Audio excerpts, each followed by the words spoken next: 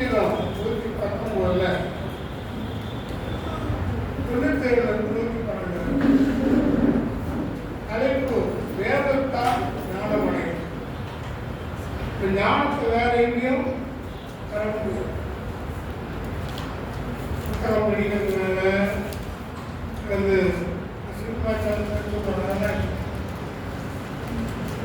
அந்த ஊரில் எனக்கு பேர் இதுவாக அது பார்த்து கோவிலுக்கு போனால் மஜாவை பார்க்கணும்.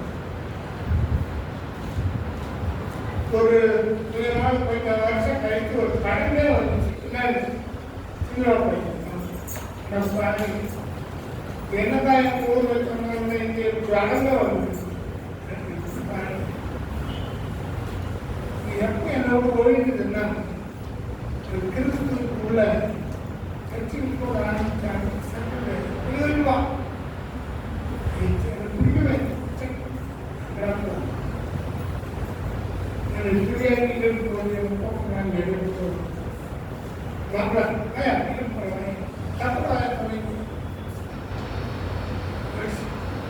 இந்த மாதிரி என்னோட சினிமாவை பார்த்து வந்த போனாங்க இதெல்லாம்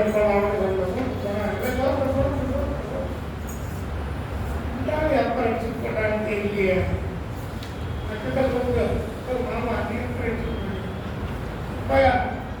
நீ வேற தொழிலுக்கு வந்து உடுத்துட்டாங்க. உடுத்துறதே என்ன ஆயிடுச்சு, என்ன சாப்பிட உடம்பு கேட்க அதாவது நான் ஆண்டு வீடியோ வச்சுருக்கேன். ஆச்சரியமான கேள்வி. ஆச்சரியமா உங்கள் வேதத்தில் நான் இவ்வளவு பிரியமாயிருக்கிறேன். நாள் முழுவதும் அதனுடைய தியானம் இல்லை. வேலை பார்த்து தான் படித்தோம். 119 வசனம். உங்கள் வேதத்தில் நான் எவ்வளவு பிரியமாயிருக்கிறேன். நான் நாள் முழுவதும் அதனுடைய தியானம். நாள் முழுவதும்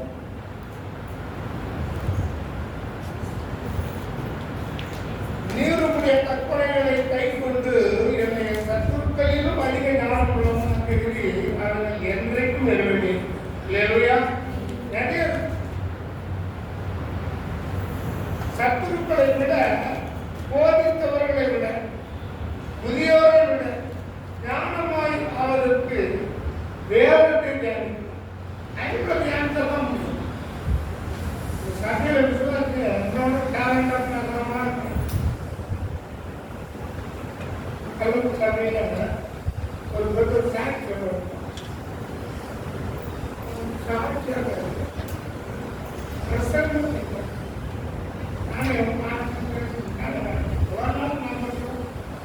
மறைப்புறம் நமக்கு வெளிப்பட்டு இவருக்கு வெளிப்பட்டிருக்கிறது.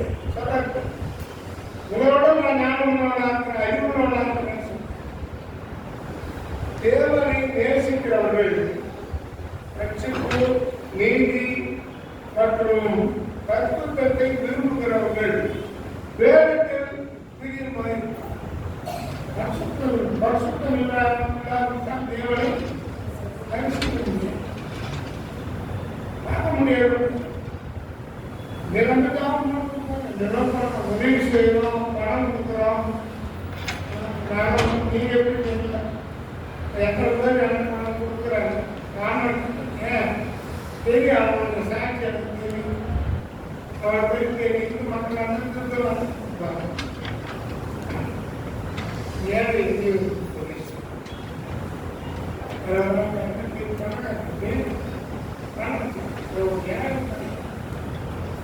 எங்க அப்பா கருத்து, எங்க அப்பா பணக்காரர் யாரு ஐஸ்வர்ய சம்பல்.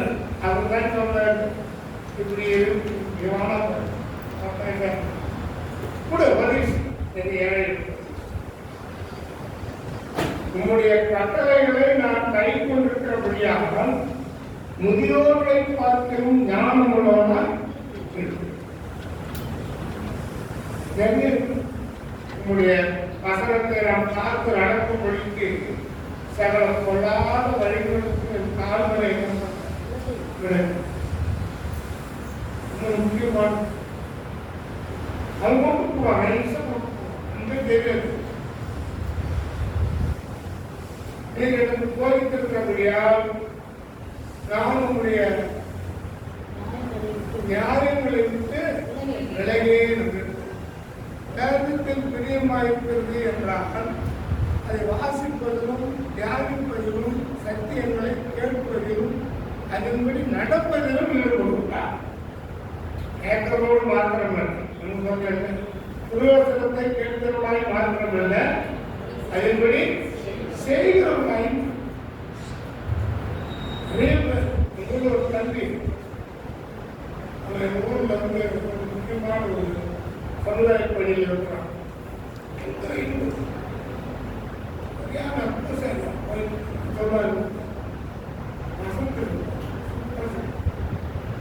கலப்பையின் மேல் கை வைத்து திரும்பி பார்க்கிற எவனும் கதவியோடையவன் சொல்லுவாங்க. சரியான இந்த இதை போய்க்கிறான். அவனும் வசனம் சொல்றது அவன் இல்லை. வசனம் சொல்ல என்ன சொல்றான்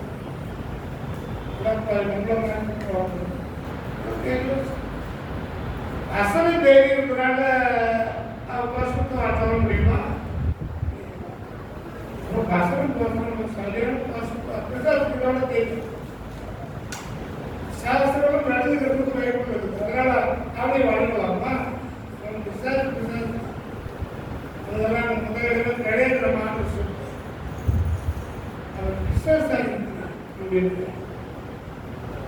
நிறைய சொல்லிட்டே வர வேதம் நமது வாழ்க்கை பாதை வெளிச்சம் தந்திருக்கு. அதை எப்படி பயன்படுத்துகிறோம் என்பதை பொறுத்து நமது வாழ்க்கை அமையும்.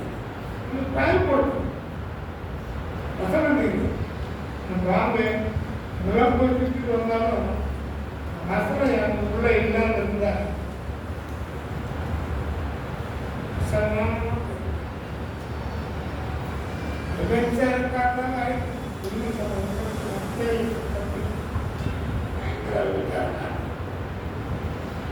தெரியுமா தெரியாது. நாம் சைன் போய் வளர்ந்தாங்க அந்த தெரியும். நாங்கள் தான் இருந்தேன். பில்டிங் ஒர்க்கு அதை வளர்ச்சி ஒரு தம்பிக்கு பெரிய விஷயம்.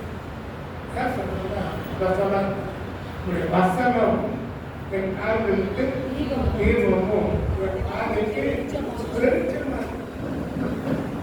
ரெண்டு பேரும் வசனம் தான் யாரும்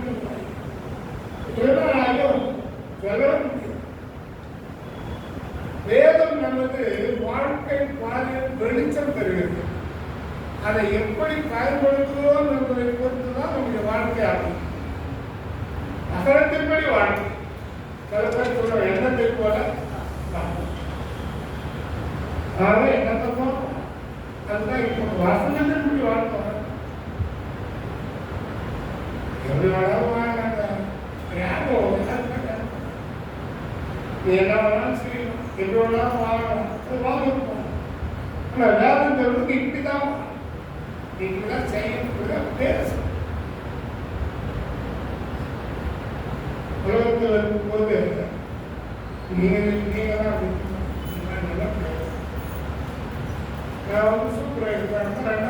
2003 சூப்பர் இந்தி வேலை வாங்குகிறவர்களுக்கு டைம் 150 பேர் எனக்கு 150 பேர் எனக்கு எல்லா பேரும் கரெக்டாக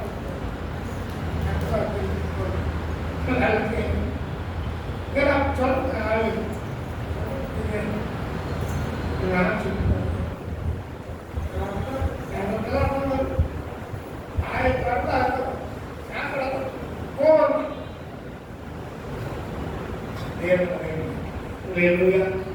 எனக்குள்ள வந்து டாக்டர் சொல்ற யாருல இக்கட்டான சூழ்நிலைகளில் பொருத்தனை பண்ணுகிற சில சூழ்நிலை மாறி நல்ல நிலை ஏற்படுறது அவர்கள் நடந்து விடுவார்.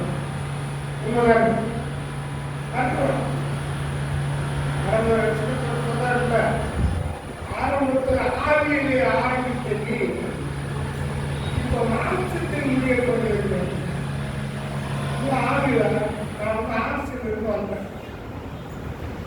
கடவுளுக்கு பெரிய அவ்வளோ பேர் எனக்கு எல்லாம் தெரியும். நான் எப்போ வெளியாச்சு போகணும் நான் எல்லாம் எழுதியிருக்காங்க குடும்பம் தனியாக போகணும் எனக்கு கட்சி போனதான் காப்பாற்றணும். நான் அனுப்பிச்சு போகிறேன் இதுக்கு யார் இருந்தாலும் தப்பான நிறுவனம் ஒரு மனுஷன் ஒன்றை நம்பிக்காம சாத்தியம் இங்கே தூக்கி போட்டு நிற்க முடியாது. ஏன்னா மனுஷன் மொத்தங்கள் என்னுடைய நண்பர்கள் ஒரு மொத்தங்கள் நம்ம காலமாக போகும் பஞ்சு பஞ்சு ஆகிப்போம். அவருக்கு தெரியும் நான் செய்தி தெரிவிக்கிறார். இதே வந்து ராஷ்டிராவிலே வந்து காரணம் ஒன்று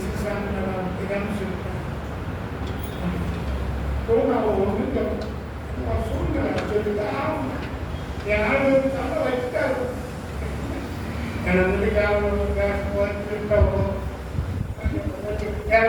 போய் சொல்லி எல்லாம் வச்சுட்டாரு.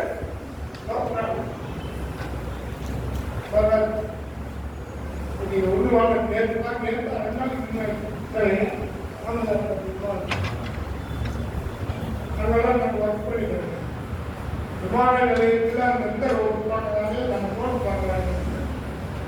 விமான நிலையம் பெரிய ஏர்போர்ட் இன்டர்நேஷனல். அதில் வெளிநாட்டுக்கு லண்டன் சென்ற போது 150 பயணிகளிடம் ஒரு சித்திரம் சொன்னார்.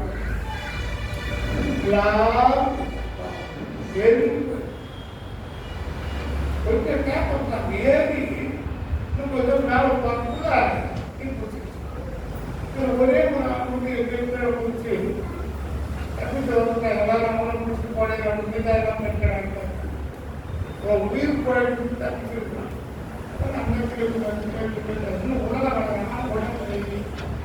பயம்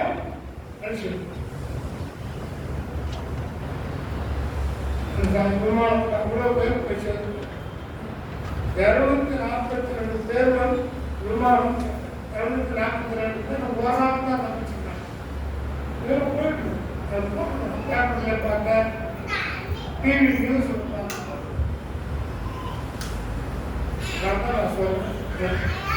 முடிய பெரியது நடைபெறாமல் பிரமாணங்களை செய்ய நிறைவேற்ற வீண் சிந்தனைகளை நான் வெறுத்து ஒரு வேதத்தில் என்ன செய்யறேன் பிரியமா இருக்கிறேன். எத்தனை பேர் அப்படி இருக்கீங்க? அங்கதான் பிறந்து வளர்ந்தேன். நான் ஆண்டவரை ஏற்றுக்கொண்டு 2000 ஏற்றுக்கொண்டேன். அதுக்கு முன்பாக இருந்த சாட்சி சொல்லி அதுக்கப்புறம் நான் ஆண்டவரை எப்படி ஏற்றுக்கொண்டேன் அப்படின்றது நான் பகிர்ந்து கொள்ளலாம்னு இருக்கிறேன். என் கூட பிறந்தவங்க 2 தங்கச்சி. ஒருத்தவங்களுக்கு மேலும் பங்குள்ள கல்யாணம் ஆச்சு, ஒருத்தவங்களுக்கு பிற்போல். எனக்கு மதுராந்தகத்திலே அங்கே ஒரு இந்து கோவில் தான் கல்யாணம் நடந்தது. கல்யாணம் நடந்து முடிஞ்ச உடனே நான் அந்த பகுதியில் நான் என்ன வேலை செஞ்சேன் அப்படின்னாக்கா மதுராந்தகத்தில் 5 வயசு இருக்கும். அந்த டைமில் நான் ரிச்சா ஓட்டி இருந்தேன். அந்த பகுதியில் மூட்டத்துக்கு இருந்தேன். இந்த ஆளுநர் வீட்டுன்னு போகிறதுக்கு வரது இந்த மாதிரி வேலை நான் எங்கள் ஊரில் நான் செய்து கொண்டு இருந்தேன். 2வது என்னன்னு கேட்டீங்கன்னாக்கா அது டியூவில் இருக்குது. நைட்டில் டியூவில் போகிறது காரியம் ரஜினி போகிறதுனால இந்த மாதிரி காரியம்லாம் கிராமங்களோ அதெல்லாம் சுற்றி அந்த மாதிரி வேலை செய்து கொண்டிருந்தேன்.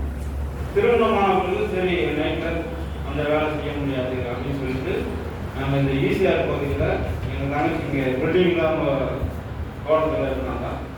ஆனால் அங்கேருந்து என்ன பண்ணாங்க இங்கே வந்து ஈசிஆர் வெட்டுவாமணின்ற இந்த நீலாமலை பகுதியில் அங்கே அப்போ நான் யோசித்தேன் என்ன வேலை செய்யறது அப்படின்னு சொல்லிட்டு தங்கச்சி என்ன பண்ணாங்க இந்த மாதிரி தெரிஞ்ச எதுவும் இருக்கிறாங்க 4 முன்னாடி 5 முன்னாடி அங்கே நீங்கள் வாட்ச்மேனாக இருக்கணும் ஒரு பெரிய வேலை செய்யணும் அப்படியே இருந்து ஆரம்பிச்சுருந்தேன். அப்போ எனக்கு நான் சொல்கிறது ஒரு 28 வருஷம் என் கல்யாணம் 28 வருஷம் 27 வயசில் பொண்ணு 25 வயசில் பையன் இருக்கான். அந்த பகுதியில் மாத சம்பளம் எனக்கு 1500 ரூபா. பெரியார் வேலை செய்யும் போது எனக்கு 70 சம்பளம், எங்கள் ஒய்ஃபுக்கு 40 ரூபா. எவ்வளோ? இப்போ பெரியாருக்கெல்லாம் 1100 1000 ரூபா அப்படி ஆயிடுச்சு. அதே இல்லையா? இப்போ நான் அந்த பில்டிங்கில் நான் இருந்து வேலை செய்யும் போது அப்போ திங்கக்கிழமைலேருந்து சனிக்கிழமை வரைக்கும் வேலை செஞ்சுட்டு பக்கத்துலேயே இங்கேருந்து கொஞ்சம் தூரம் தான் அந்த இடத்துல ஒரு கோயில் சாப்பிடுவோம். அங்கே ஆளுங்கூடலாம் போயிட்டு ட்ரிங்க்ஸு சாப்பிட்டு ஒரு சைடு இதெல்லாம் வாங்கிக்கின்னு 1 வயசு பையன் 3 வயசு குழந்தை பால் குழந்தை அவங்களுக்கு நான் போயில அவங்களுக்கு ஊற்றி யார் ஊற்றி கொடுப்பேன் சொல்லுங்க. பால் கொடுக்குற குழந்தைக்கு நான் ஊற்றி கொடுப்பேன், பொண்ணுக்கு ஊற்றி கொடுப்பேன். சரி குடியிருப்பத்தனமா இருக்கணும் அப்படின்னு சொல்லிட்டு கொண்டாட்டிங்க என்ன பண்ணுவேன், ஒய்ஃபுக்கும் ஊற்றி கொடுப்பேன். அவங்க குடிக்கிறதா என்ன பண்ணுவேன், வீட்டு கடையில அடிப்பேன். இந்த மாதிரி காரியம்லாம் செய்திருக்கேன். பாவியிலும் பாவி பிரதான பாவியாக நான் இருந்தேன். அல்லேலூயா. இப்போ எங்கள் தங்கச்சி அவங்க சர்ச்சைக்கெல்லாம் போவாங்க.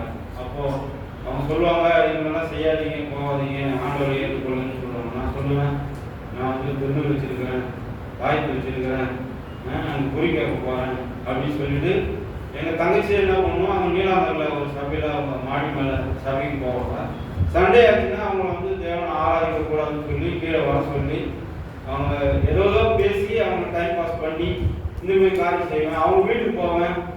ஏசாமி பாட்டு பார்த்தீங்கன்னாக்கா அந்த கேசட் எடுத்துட்டு நான் ராஜ காரியமாக பத்திர காரியமாக சொல்லி நின்று பாட்டு போடுவேன். எங்கள் தங்கச்சிக்கு லெவல் கேட்டாங்கன்னா அவங்களை அடிப்பேன். அப்புறம் எங்கள் ஒய்ஃபு போட்டு அடிப்பேன். அவங்க வந்து எனக்கு தெரியாம சபைக்கு போவாங்க, வருவாங்க, ஜெபம் பண்ணுவாங்க. பைபிள்லாம் தூக்கி எவ்வளோ தூரம் விசிறி அடிக்கணுமோ அந்த விசிறி அடிப்பேன். இந்த மாதிரி காரியம்லாம் நான் இதில் நான் செய்து கொடுத்துருக்கேன். அது இல்லையா? அப்போ என்னுடைய முரட்டாட்டத்தினால என்னுடைய வாழ்க்கையை வந்து ரொம்ப மோசமாக இருந்தது. அந்த குழந்தைங்கள எங்கேயாவது பஸ்ஸில் விட்டுடலாமா, அதுங்களாவது எங்கேயாவது போய் நிம்மதியாக இருக்கணும், எங்ககிட்ட வந்து நிம்மதியாக இருக்க முடியல அப்படின்னு சொல்லிட்டு சில காரியம் அந்த மாதிரிலாம் யோசிப்பேன். ஆனால் அந்த நாட்களெல்லாம் வந்து தேவன் தான் நம்ம இருக்காரு, கூட இருந்து நடத்திருக்கிறார். ஏன்னா எங்களுக்கு தெரியாது.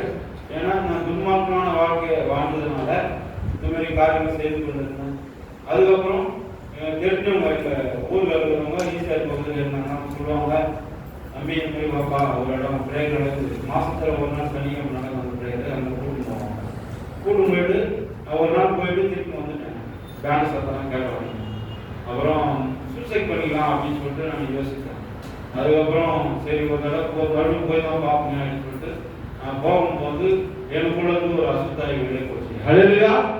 குமாரன் விடுதலை செய்தால் மெய்யாகவே விடுதலை. கரங்களை வைத்து சொல்லுவோமா? ஹல்லேலூயா. இப்போ பாருங்க, என்னுடைய வாழ்க்கை அந்த மாதிரி இருந்து என் மனைவி என்ன பண்ணுவாங்கன்னா, உங்க கூட வாழ மாட்டேன் அப்படின்னு சொல்லுவாங்க. அவங்க ஒரு நாள் என்ன பண்ணாங்க, காலில் சுகர்மணின்னு சொல்லிட்டு பேனால அவங்க எழுதி வச்சுருந்தாங்க. அந்த மேசிட்டு நான் கேட்டேன், ஏமா நீ பண்ணுற, நம்ம பிள்ளைங்களாம் இருக்குது, நம்ம சமாதானமாக இருக்கலாம்னாக்கா அவங்க கூட வாழ முடியாது, நீங்கள் ரொம்ப மோசமாக இது பண்ணுறீங்க, குழந்தைங்களாம் ஃபேமிலி கொடுக்குறீங்க, எடுத்து கொடுக்குறீங்க, வாழ முடியாது அப்படின்னு சொன்னாங்க. ஹல்லேலூயா.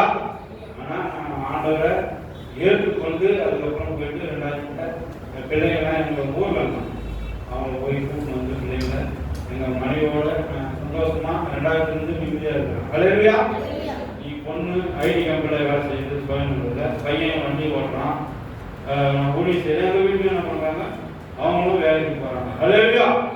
அப்போது துன்மார்க்க வாழ்க்கையை நான் வாழ்ந்து கொண்டு இருந்தேன். ஆனால் ஆண்டவர் என்னை ரட்சித்தார். ஹல்லேலூயா. நான் ரட்சித்த பிறகு நான் ஆண்டவர்கிட்ட ஒப்பு கொடுத்தேன், ஆண்டவரை நான் ஊழி செய்கிறேன் அப்படின்னு சொல்லி. அப்போ நான் எந்த பாஸ்டர்கிட்ட ரட்சிக்கப்பட்டனோ அவங்க மூலமா ஒரு 5 வருஷம் ஊழி செஞ்சேன். அது போன வருடத்தில் அவர் இறந்துட்டாரு. என்ன ரட்சிப்பில் நடத்தின அந்த அம்மாவும் இறந்துட்டாங்க. ஆனால் ஆண்டவர் என்ன ஜீவனோட வைத்திருக்கிறார். ஹல்லேலூயா.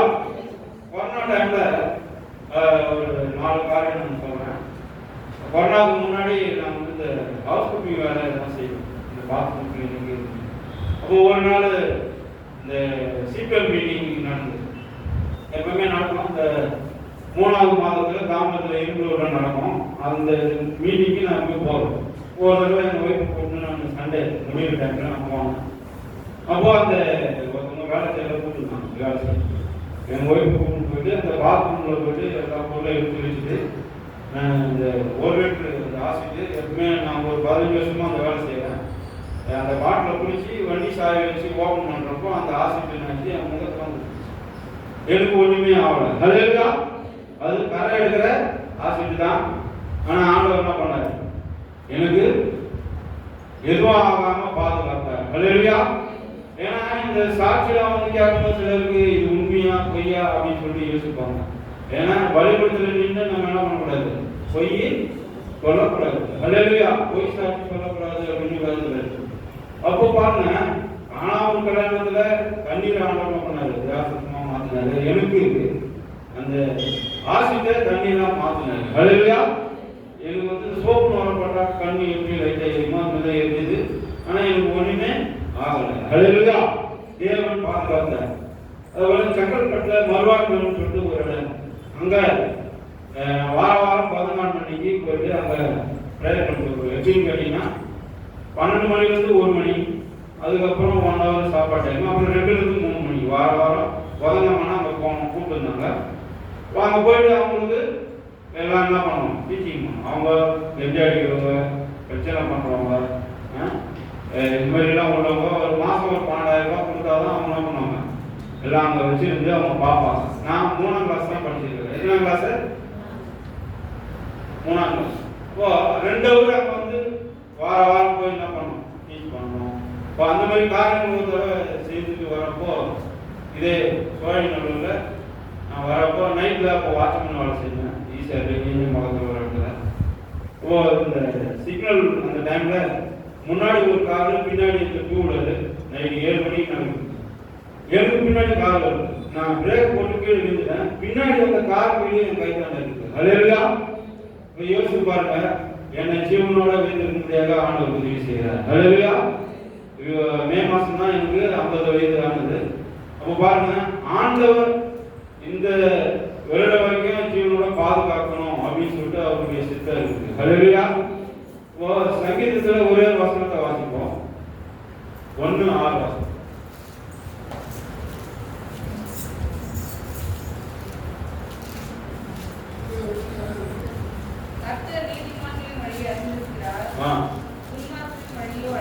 ஹல்லேலூயா. அப்போ நம்ம நீதிமான் சொல்லிட்டு ஆண்டவர் நம்ம வழியை அறிந்திருக்கிறார். துன்மார்க்கன் வழியோ அழியும். ஹல்லேலூயா. அப்போ பாருங்க, அந்த இடத்துல வந்து எனக்கு உயிர் பயணம் எனக்கு தெரியாது. கார் வீடு கைத்தங்க வந்துச்சு. பின்னாடி வந்த ஒரு வண்டிக்குள்ள ஏதாவது இடிச்சுட்டாங்களோ அந்த வீடு நம்ம ஏறி அறியணும். தேவன் பாதுகாத்தார். ஹல்லேலூயா. கொரோனா டைம்ல எனக்கு கொரோனா அட்டாக் ஆயிடுச்சு. ஸ்டாலினி ஹாஸ்பிட்டல் போய் சேர்த்துட்டாங்க. கேம்லாம் எடுத்துட்டு அந்த இடத்துல என்னை சுற்றி இருக்கிறவங்க என்ன பண்ணுறாங்க, மறுத்து கொண்டே இருக்கிறாங்க. 3வது மாடில் இருக்கிறேன். நான் ஜெபம் பண்ணேன், ஆண்டவரை ஜீவனோட வச்சிருந்தா நான் ஊழியம் செய்கிறேன்னு சொல்லி. அப்போ அந்த டைமில் சுகர்லாம் அதிகமாக இருக்குது எனக்கு தெரியல. அதுக்கப்புறம் எங்கள் ஓனர்லாம் சொன்னாங்க, நீங்கள் யூரின் பிளட்லாம் டெஸ்ட் பண்ணி பாருங்க. எனக்கு சுகர் வந்து 450 இருந்தது. அதுக்கப்புறம் 250 இருந்தது. ஆனால் ஆண்டவர் பாதுகாத்தார். ஹல்லேலூயா. வாரம் 1000 ரூபா மாத்திரை சாப்பிட்டேன். அப்போ நான் ஆண்டவருக்கு பொருத்தனை பண்ணேன், ஆண்டவரை என்னால் வாரம் 1000 ரூபா பண்ண முடியாது, மாத்திரை சாப்பிட முடியாது. நான் விசுவாசத்தில் ஜெபம் பண்ணுறேன், நீங்கள் எனக்கு சுகர்லாம் இல்லாமல் பாதுகாக்கணும்னு சொன்னார். ஆனால் அந்த டைம்லேருந்து அந்த மாத்திரையை விட்டுட்டேன். இது வரைக்கும் ஆண்டவர் பாதுகாக்கல. ஹல்லேலூயா. இப்போ நேற்று கூட போரூர் சைடு அந்த பகுதியில் போயிட்டு டிராக்டர்லாம் பண்ணிட்டு வந்தோம். ஹல்லேலூயா. 3 மாதம், போன மாதம் வந்து 3 மாதம் விழுப்புரத்தில் போயிட்டு வாரம் வண்டியில் போயிட்டு அங்கே பயிர் சொல்லி படிச்சுட்டு வந்தேன். ஹல்லேலூயா. அப்போ ஆண்டவர் பாருங்க, அவர் நினைத்தது ஒருவர் வேலை செய்ய முடியாது. ஹல்லேலூயா. ஆண்டவர் அற்புதமான முறை நடத்துவார். ஹல்லேலூயா. அதுக்கப்புறம் ஒரு தடவை ஒரு 2 மாதம் தேவக்கோட்டை செஞ்சு அந்த பகுதியில் போயிட்டு இந்த செவத்தில் வசனம் எடுத்து இந்த மாதிரி ஹாஸ்டல் வீட்டில் எடுத்து விசுவாசி வீட்டில் இருந்து அங்கே போய் தங்கி செய்யணும். ஒரு நாள் மாலையில் இந்த ஏரிக்கிற அந்த பகுதி கிராமம், அப்போ பாத்ரூம் போகலான்னு போயிருந்தேன். முன்னாடி தண்ணி இருக்குது, இல்லை சுற்றி வந்து வேலைக்கு தான் முள்ளு எல்லாம் இருக்குது. தூரத்தில் ஒரு லேடிஸும் ஒரு பொண்ணும். அப்போது அவங்க பார்த்துட்டு நான் எழுதினேன். எனக்கு பின்னாடி ஒரு 8 அடி கருணாங்க பாம்பு படம் எடுத்துருந்துது என்னை பக்கத்து. இந்த தம்பி இருக்காருன்னா அந்த இடத்துல அந்த சைடு நான் திரும்பி உட்காந்துருக்கேன். இந்த சைடு பாம்பு படம் எடுத்து கருணாங்க ரெடியாக இருக்குது. உடனே ஏசு நாமத்தில் போ அப்படின்னு சொல்லி திரும்பி சொன்னோடனே அந்த பாம்பு போயிடுச்சு. ஹல்லேலூயா. பாம்பு கண்டா எல்லாரும் என்ன பண்ணோம், படைய எடுக்கும். ஆனால் ஆண்டவர் அந்த இடத்துல தைரியத்தை கொடுத்தார். ஹல்லேலூயா. அப்போ நம்ம வந்து பயங்கரமா என்ன பண்ணிருக்கோம், தெத்தி வந்திருக்கோம், நான் என்ன விழுந்திருக்கோம், ஏதாவது ஆயிருக்கோம். ஆனால் அவருக்கு ஊழியத்தை செஞ்சதுனால பாதுகாத்தார். ஹல்லேலூயா. அப்போ நம்ம விசுவாசத்துல இருக்கணும். ஆண்டவர் செய்வாரு அப்படின்னு ஒரு நம்பிக்கையில நம்ம இருந்தாதான் ஆண்டவர் என்ன பண்ணுவார், நம்மளை பாதுகாப்பார். ஹல்லேலூயா. இப்போ 100ல போறாங்க, 108ல என்ன பண்றாங்க, ஹாஸ்பிட்டலுக்கு போறாங்க. ஆனா அந்த விபத்து நடந்தாதான், போன் பண்ணாதான் நம்ம ஆம்புலன்ஸ் வரும். ஆனா அந்த விபத்து நடக்கிறதுக்கு முன்னாடியே ஆண்டவர் நம்ம கூட வந்து அந்த விபத்துல இருந்து நம்மளை பாதுகாக்கிறார். ஹல்லேலூயா. நமக்கு அற்புதம் செய்யறார், நமக்கு அதிசயம் செய்யறார். ஹல்லேலூயா. என்னுடைய பிள்ளைகளுக்கு எதுவும் நடக்கக்கூடாது அப்படின்னு சொல்லி என்ன பண்றாரு, ஆண்டவர் நம்மளோடு இருக்கிறார். ஹல்லேலூயா. அவர் பெரிய காரியம் செய்கிறவர். ஹல்லேலூயா. தொடர்ந்து நம்ம கூட இருக்கிறாரு அப்படின்னு சொல்லி நம்ம நம்பணும், விசுவாசிக்கணும். எங்க இருந்தாலும் நம்ம வந்து நான் எல்லாருமே சொல்லுவேன், பயப்படலாம், பயமே வாழ்க்கையா என்ன பண்ணக்கூடாது, இருக்கக்கூடாது. ஹல்லேலூயா. அதே மனைவி பிள்ளைகள் நீ சமாதானத்தோட சந்தோஷத்தோட நம்ம நிம்மதியா என்ன பண்ணணும், இருக்கிறோம். ஹல்லேலூயா.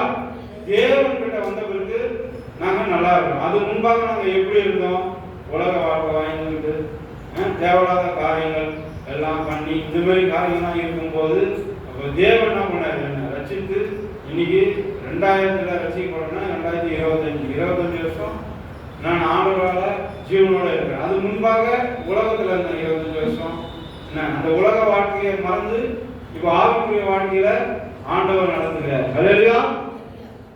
ஒரு 2 வரி ஒரு பாடம் பண்ண பாரு, பேண்ட் அடிக்கணும்.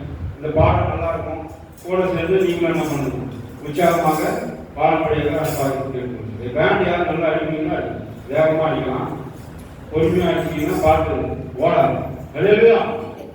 தந்தானா ஓ தந்தானா, தந்தானா ஓ தந்தானா, தந்தானா